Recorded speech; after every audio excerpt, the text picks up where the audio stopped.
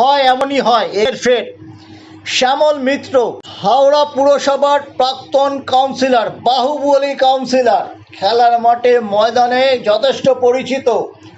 যখন তিনি IFA vice president ছিলেন তখন একটি ম্যাচে হাওড়া স্টেডিয়ামে তিনি গ্যালারিতে উঠে মেরেছিলেন ফুটবলারদের।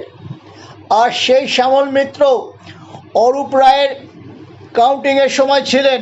সেখান থেকে বেরোনোর সময় তিনি কিন্তু মার খেলেন বিজেপি সমর্থকদের হাতে।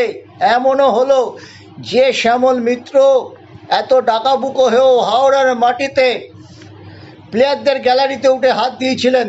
তিনি আবার মোহনবাগানের হকি সচিব। কলুষিত হলো মোহনবাগান ক্লাব।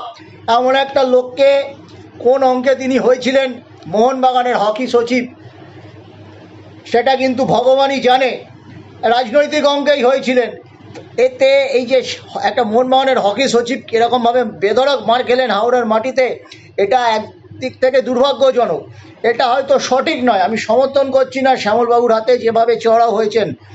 তিনি একজন হাজার হোক ক্রীড়াপ্রেমিক, আমি তো মনে করি না তিনি মেকি ক্রীড়াপ্রেমিক। অনেকে অবশ্য বলে থাকেন সাচ্চা খেলাধুলার প্রতি তার সাচ্চা প্রেম যদি আমরা ধরে নিই, তার এরকমভাবে হওয়াটা দুর্ভাগ্যজনক। কিন্তু তিনি কিন্তু একবার ফুটবলারদের গায়ে হাত দিয়েছিলেন, সেটা আমাদের মনে রাখতে হবে। দেখে নিন কীভাবে নিগৃহীত হলেন শ্যামলবাবু। এই হাওড়া মধ্য অরূপ রায় জেতার পরেও তিনি হয়তো অরূপবাবুর প্রতিনিধি হিসেবেই মোহনবাগান কর্মসমিতিতে ঠাঁই পেয়েছিলেন। রাজনৈতিক অঙ্কেই তো মোহনবাগানের কর্মসমিতি গঠিত হয়েছে, এটাও আমাদের মাথায় আছে। কিন্তু দেখুন মোহনবাগানের হকি সচিবের কি নিদারুণ অবস্থা।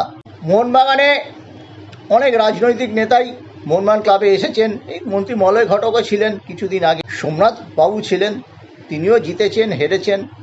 যতীন চক্রবর্তী মোহনবাগানের কর্মসমিতিতে কোনোদিন ছিলেন না বটে, কিন্তু ক্লাবের ভালো মন্দের সঙ্গে জড়িয়েছিলেন। কান্দির রাজা অতীশ সিনহা ছিলেন, কিন্তু তারাও নির্বাচনে হেরেছেন জিতেছেন, কিন্তু তাদের এরকম মুখে পড়তে হয়নি। শ্যামলবাবুর এই যেভাবে নিগৃহীত হলেন তাতে কিন্তু মোহনবাগান ক্লাবটাও কুলসিত হলো। আমার বক্তব্যটা সেইখানে।